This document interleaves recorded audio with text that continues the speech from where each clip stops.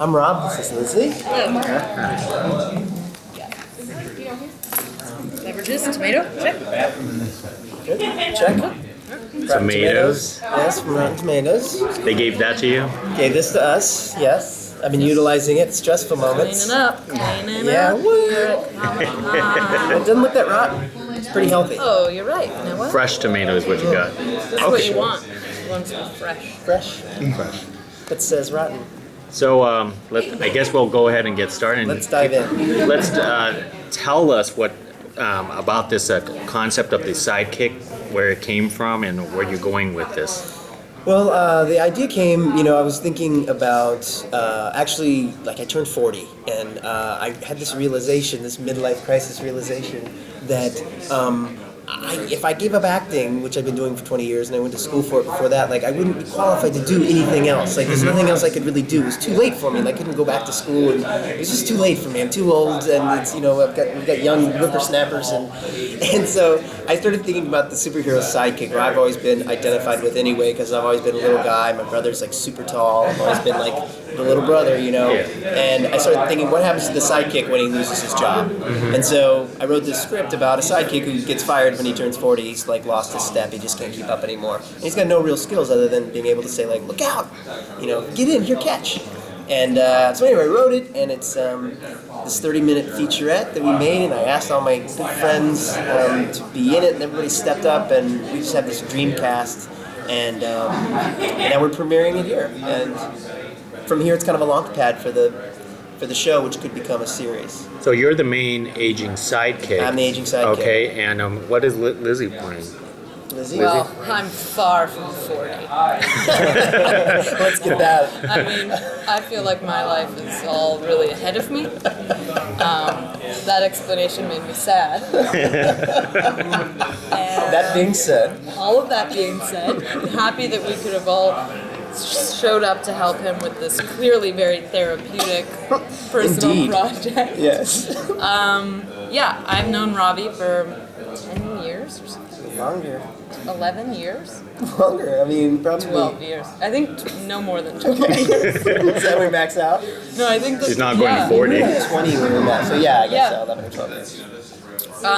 So yeah, he's asked me for a grand total of 0 favors since I've known him, and this was the first one, and he thinks it was a favor, but it really wasn't, because it was a really, really fun thing. I like to do videos like this with friends, and this one was definitely one of the bigger budget or bigger concept ones, and it's really, it's all of our buddies hanging around wearing silly outfits and making a really sweet movie. So what is your character? My character's name is Bailey. She's not a superhero. I don't get to wear any sort of fun cape, No? no, or anything really like that. But sometimes heroes can be found in your day-to-day life. This is like she's someone I meet that helps me, show me the way, show me that there's a place in the world where I could actually be a real person and use these skills that I have to find a place. Like if you were an actor, it would be like you meet this nice accountant girl. Yes. Shows you that there's another way. Yeah, street performing. Yeah. Yeah. So, and she also helps him realize that, that there's a place in the world where he can be number one, because that was his other issues. He's always been the number 2. He doesn't know how to be the number 1 guy. So, she shows him the way. Well, I'm 50. I'm looking at 40 in the rearview mirror. But you got a line that resonates even with me at half a century, is that why can't you be the guy? Or something. I think the line is that why can't you be the guy? Haven't you ever wanted to be the guy? Yeah. Yeah, and it's like, and for Max, it's my character. It's like, I never thought about that. That's always, Yeah. Guys, do you want to hold hands? We're gonna have a bromance. Yeah, I like it. No, I think all those themes they're very clear in the movie. I'm pumped for people to get all of that out of it.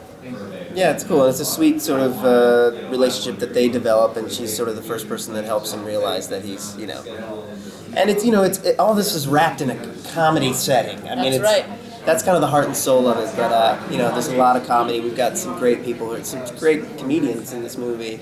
It sounds very complex for a 30-minute thing. Yeah. But you probably have like an outline of 200 ideas. Yeah, it's or, true. Every time Michael, the director, and I, every time we sit down, we just spin these different places this character could go and the things that can happen in this world. And I think that's why we think that this could be a series as opposed to making it into a feature. We almost feel like we did the feature. It's a featurette. It's a mini feature, but yeah, it is complex, and we feel like that's the most realistic journey this thing could take would be to flip it into a series.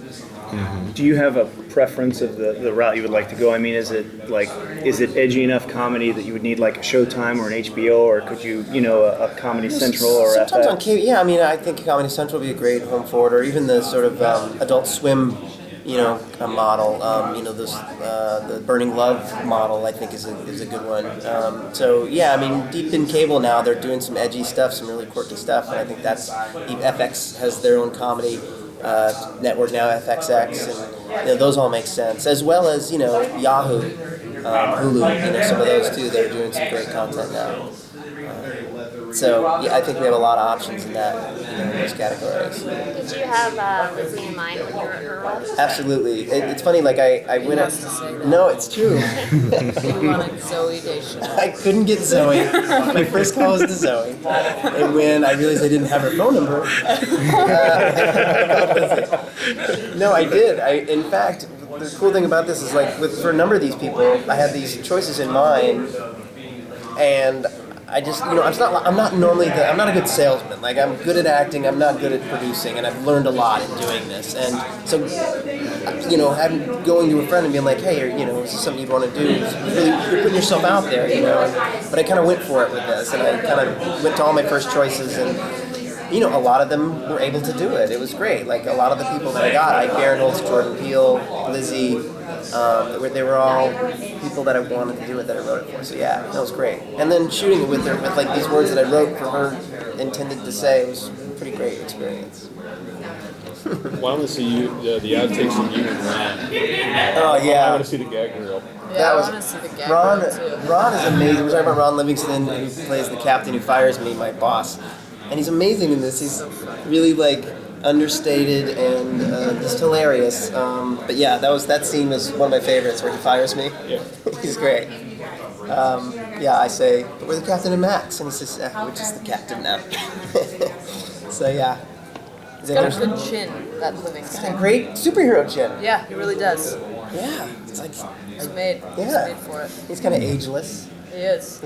And he's always down to do zany weird shit. Yeah, totally. Really funny guy. Yeah.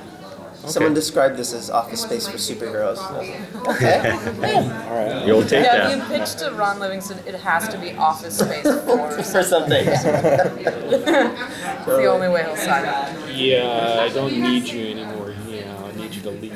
Yeah, exactly. Okay, well, thank you very much. Thanks, guys. Thank you very much. Do we move? Yeah. We move. Okay.